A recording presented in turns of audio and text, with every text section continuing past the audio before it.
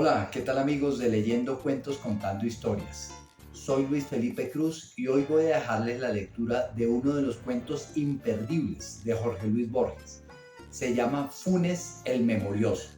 Así es que sin más preámbulos, aquí les dejo esta lectura. Espero la disfruten. Si aún no se han suscrito al canal, háganlo, compartan este video y dejen un like. Funes el Memorioso, Jorge Luis Borges. Lo recuerdo. Yo no tengo derecho a pronunciar ese verbo sagrado. Solo un hombre en la tierra tuvo derecho y ese hombre ha muerto.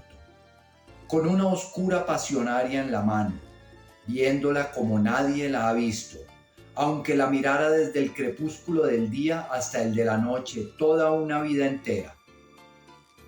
Lo recuerdo, la cara taciturna y ahindiada y singularmente remota detrás del cigarrillo. Recuerdo, creo, sus manos afiladas de trenzado. Recuerdo cerca de esas manos un mate con las armas de la banda oriental. Recuerdo en la ventana de la casa una estera amarilla con un vago paisaje lacustre. Recuerdo claramente su voz, la voz pausada, resentida y nasal del orillero antiguo, sin los silbidos italianos de ahora. Más de 3 veces no lo vi, la última en 1887. Me parece muy feliz el proyecto de que todos aquellos que lo trataron escriban sobre él. Mi testimonio será acaso el más breve y sin duda el más pobre, pero no el menos imparcial del volumen que editarán ustedes. Mi deplorable condición de argentino me impedirá incurrir en el ditirambo, género obligatorio en el Uruguay cuando el tema es un uruguayo. Literato, cajetilla, porteño. Funes no dijo esas injuriosas palabras, pero de un modo suficiente me consta que yo representaba para él esas desventuras. Pedro Leandro Ipuche ha escrito que Funes era un precursor de los superhombres, un Zaratustra cimarrón y vernáculo. No lo discuto, pero no hay que olvidar que era también un compadrito de fraiventos, con ciertas incurables limitaciones. Mi primer recuerdo de Funes es muy perspicuo. Lo veo en un atardecer de marzo o febrero del año 84. Mi padre, ese año, me había llevado a veranear a Fraiventos. Yo volvía con mi primo Bernardo Aedo de la estancia de San Francisco. Volvíamos cantando, a caballo, y esa no era la única circunstancia de mi felicidad. Después de un día bochornoso, una enorme tormenta color pizarra había escondido el cielo. La alentaba el viento del sur, ya se enloquecían los árboles. Yo tenía el temor o la esperanza de que nos sorprendiera en un descampado el agua elemental. Corrimos una especie de carrera con la tormenta. Entramos en un callejón que se ahondaba entre dos veredas altísimas de ladrillo. Había oscurecido de golpe. Oí rápidos y casi secretos pasos en lo alto. Alcé los ojos y vi un muchacho que corría por la estrecha y rota vereda como por una estrecha y rota pared. Recuerdo la bombacha, las alpargatas, recuerdo el cigarrillo en el duro rostro contra el nubarrón ya sin límites. Bernardo le gritó imprevisiblemente: ¿Qué horas son, Ireneo? Sin consultar el cielo, sin detenerse, el otro respondió: Faltan 4 minutos para las 8, joven Bernardo Juan Francisco. La voz era aguda, burlona. Yo soy tan distraído que el diálogo que acabo de referir no me hubiera llamado la atención si no lo hubiera recalcado mi primo, a quien estimulaban, creo, cierto orgullo local y el deseo de mostrarse indiferente a la réplica tripartita del otro. Me dijo que el muchacho del callejón era un tal Ireneo Funes. mentado por algunas rarezas, como la de no darse con nadie y la de saber siempre la hora como un reloj. Agregó que era hijo de una planchadora del pueblo, María Clementina Funes, y que algunos decían que su padre era un médico del Saladero, un inglés O'Connor, y otros un domador o un rastreador del departamento del Salto. Vivía con su madre, a la vuelta de la Quinta de los Laureles. Los años 85 y 86 veraneamos en la ciudad de Montevideo. El 87 volví a Fraiventos. Pregunté, como es natural, por todos los conocidos y finalmente por el cronométrico Funes. Me contestaron que lo había volteado un redomón en la estancia de San Francisco y que había quedado tullido sin esperanza. Recuerdo la impresión de incómoda magia que la noticia me produjo. La única vez que yo lo vi, veníamos a caballo de San Francisco y él andaba en un lugar alto. El hecho, en boca de mi primo Bernardo, tenía mucho de sueño elaborado con elementos anteriores. Me dijeron que no se movía del catre, puestos los ojos en la higuera del fondo o en una telaraña. En los atardeceres permitía que lo sacaran a la ventana. Llevaba la soberbia hasta el punto de simular que era benéfico el golpe que lo había fulminado. 2 veces lo vi atrás de la reja, que burdamente recalcaba su condición de eterno prisionero. Una inmóvil con los ojos cerrados. Otra inmóvil también, absorto en la contemplación de un oloroso gajo de santonina. No sin alguna vanagloria, yo había iniciado en aquel tiempo el estudio metódico del latín. Mi valija incluía el De Viris Illustribus de Jormont, el Thesaurus de Quicherat, los comentarios de Julio César y un volumen impar de la Naturalis Historia de Plinio, que excedía y sigue excediendo mis módicas virtudes de latinista. Todo se propala en un pueblo chico. Ireneo, en su rancho de las orillas, no tardó en enterarse del arribo de esos libros anómalos. Me dirigió una carta florida y ceremoniosa, en la que recordaba nuestro encuentro desdichadamente fugaz del día 7 de febrero del año 84. Ponderaba los gloriosos servicios que don Gregorio Aedo, mi tío, finado ese mismo año, había prestado a las dos patrias en la valerosa jornada de Ituzaingó, y me solicitaba el préstamo de cualquiera de los volúmenes, acompañado de un diccionario, para la buena inteligencia del texto original, porque todavía ignoro el latín. Prometía devolverlos en buen estado, casi inmediatamente. La letra era perfecta, muy perfilada. La ortografía del tipo que Andrés Bello preconizó, I por Y, F por G. Al principio temí naturalmente una broma. Mis primos me aseguraron que no, que eran cosas de Ireneo. No supe si atribuir a descaro, a ignorancia o a estupidez la idea de que el arduo latín no requería más instrumento que un diccionario. Para desengañarlo con plenitud, le mandé el Gradus ad Parnassum de Quicherat y la obra de Plinio. El 14 de febrero me telegrafiaron de Buenos Aires que volviera inmediatamente, porque mi padre no estaba nada bien. Dios me perdone. El prestigio de ser el destinatario de un telegrama urgente, el deseo de comunicar a todo Fraiventos la contradicción entre la forma negativa de la noticia y el perentorio adverbio, la tentación de dramatizar mi dolor fingiendo un viril estoicismo, tal vez me distrajeron de toda posibilidad de dolor. Al hacer la valija, noté que me faltaban el Gradus y el primer tomo de la Naturalis Historia. El Saturno zarpaba al día siguiente por la mañana. Esa noche, después de cenar, me encaminé a casa de Funes. Me asombró que la noche fuera no menos pesada que el día. En el decente rancho, la madre de Funes me recibió.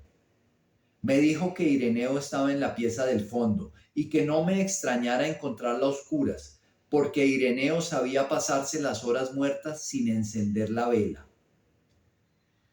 Atravesé el patio de baldosa, el corredorcito, llegué al segundo patio. Había una parra. La oscuridad pudo parecerme total. Oí de pronto la alta y burlona voz de Ireneo. Esa voz hablaba en latín. Esa voz que venía de las tinieblas articulaba con moroso deleite un discurso o plegaria o incantación. Resonaron las sílabas romanas en el patio de tierra. Mi temor las creía indescifrables, interminables. Después, en el enorme diálogo de esa noche, supe que formaban el primer párrafo del capítulo 24 del libro vil de la Naturalis Historia. La materia de ese capítulo es la memoria. Las palabras últimas fueron ut nihil non isder verbis rederetum auditum. Sin el menor cambio de voz, Ireneo me dijo que pasara. Estaba en el catre, fumando. Me parece que no le vi la cara hasta el alba. Creo rememorar el ascua momentánea del cigarrillo. La pieza olía vagamente a humedad. Me senté. Repetí la historia del telegrama y de la enfermedad de mi padre. Arribo ahora al más difícil punto de mi relato. Bueno es que ya lo sepa el lector, no tiene otro argumento que ese diálogo de hace ya medio siglo. No trataré de reproducir sus palabras, irrecuperables ahora. Prefiero resumir con veracidad las muchas cosas que me dijo Ireneo. El estilo indirecto es remoto y débil. Yo sé que sacrifico la eficacia de mi relato, que mis lectores se imaginen los entrecortados periodos que me abrumaron esa noche. Ireneo empezó por enumerar en latín y en español los casos de memoria prodigiosa registrados por la Naturalis Historia.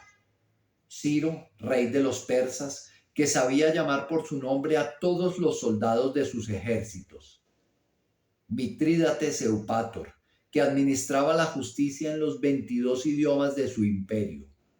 Simónides, inventor de la mnemotecnia. Metrodoro, que profesaba el arte de repetir con fidelidad lo escuchado una sola vez. Con evidente buena fe, se maravilló de que tales casos maravillaran. Me dijo que antes de esa tarde lluviosa en que lo volteó el azulejo, él había sido lo que son todos los cristianos, un ciego, un sordo, un abombado, un desmemoriado. Traté de recordarle su percepción exacta del tiempo, su memoria de nombres propios. No me hizo caso. 19 años había vivido como quien sueña. Miraba sin ver, oía sin oír, se olvidaba de todo, de casi todo. Al caer, perdió el conocimiento. Cuando lo recobró, el presente era casi intolerable de tan rico y tan nítido, y también las memorias más antiguas y más triviales. Poco después averiguó que estaba tullido. El hecho apenas le interesó. Razonó, sintió que la inmovilidad era un precio mínimo. Ahora su percepción y su memoria eran infalibles. Nosotros, de un vistazo, percibimos 3 copas en una mesa. Funes, todos los vástagos y racimos y frutos que comprende una parra. Sabía las formas de las nubes australes del amanecer del 30 de abril de 1882 y podía compararlas en el recuerdo con las vetas de un libro en pasta española que solo había mirado una vez y con las líneas de la espuma que un remo levantó en el Río Negro la víspera de la acción del Quebracho. Esos recuerdos no eran simples. Cada imagen visual estaba ligada a sensaciones musculares, térmicas, etc. Podía reconstruir todos los sueños, todos los entresueños. 2 o 3 veces había reconstruido un día entero. No había dudado nunca, pero cada reconstrucción había requerido un día entero. Me dijo, más recuerdos tengo yo solo que los que habrán tenido todos los hombres desde que el mundo es mundo. Y también, mis sueños son como la vigilia de ustedes. Y también hacia el alba, mi memoria, Señor, es como un vaciadero de basuras. Una circunferencia en un pizarrón, un triángulo rectángulo, un rombo, son formas que podemos intuir plenamente. Lo mismo le pasaba a Ireneo con las aborrascadas crines de un potro, con una punta de ganado en una cuchilla, con el fuego cambiante y con la innumerable ceniza, con las muchas caras de un muerto en un largo velorio. No sé cuántas estrellas veía en el cielo. Esas cosas me dijo, ni entonces ni después las he puesto en duda. En aquel tiempo no había cinematógrafos ni fonógrafos. Es, sin embargo, inverosímil y hasta increíble que nadie hiciera un experimento con Funes. Lo cierto es que vivimos postergando todo lo postergable. Tal vez todos sabemos profundamente que somos inmortales y que tarde o temprano todo hombre hará todas las cosas y sabrá todo. La voz de Funes desde la oscuridad seguía hablando. Me dijo que hacia 1886 había discurrido un sistema original de numeración y que en muy pocos días había rebasado el 24.000. No lo había escrito porque lo pensado una sola vez ya no podía borrársele. Su primer estímulo, creo, fue el desagrado de que los 33 orientales requirieran 2 signos y 3 palabras, en lugar de una sola palabra y un solo signo. Aplicó luego ese disparatado principio a los otros números. En lugar de 7013 decía, por ejemplo, Máximo Pérez. En lugar de 7014, el ferrocarril. Otros números eran Luis Melián Lafinur, Olimar, Azufre, Los Bastos, La Ballena, El Gas, La Caldera, Napoleón, Agustín de Bedía. En lugar de 500 decía 9. Cada palabra tenía un signo particular, una especie de marca. Las últimas eran muy complicadas. Yo traté de explicarle que esa rapsodia de voces inconexas era precisamente lo contrario de un sistema de numeración. Le dije que decir 365 era decir 3 centenas, 6 decenas, 5 unidades. Análisis que no existe en los números el negro Timoteo o manta de carne. Funes no me entendió o no quiso entenderme. Locke, en el siglo XVII, postuló y reprobó un idioma imposible en el que cada cosa individual, cada piedra, cada pájaro y cada rama tuvieran un nombre propio. Funes proyectó alguna vez un idioma análogo, pero lo desechó por parecerle demasiado general, demasiado ambiguo. En efecto, Funes no solo recordaba cada hoja de cada árbol de cada monte, sino cada una de las veces que la había percibido o imaginado. Resolvió reducir cada una de sus jornadas pretéritas a unos 70.000 recuerdos que definiría luego por cifras. Lo disuadieron 2 consideraciones: la conciencia de que la tarea era interminable, la conciencia de que era inútil.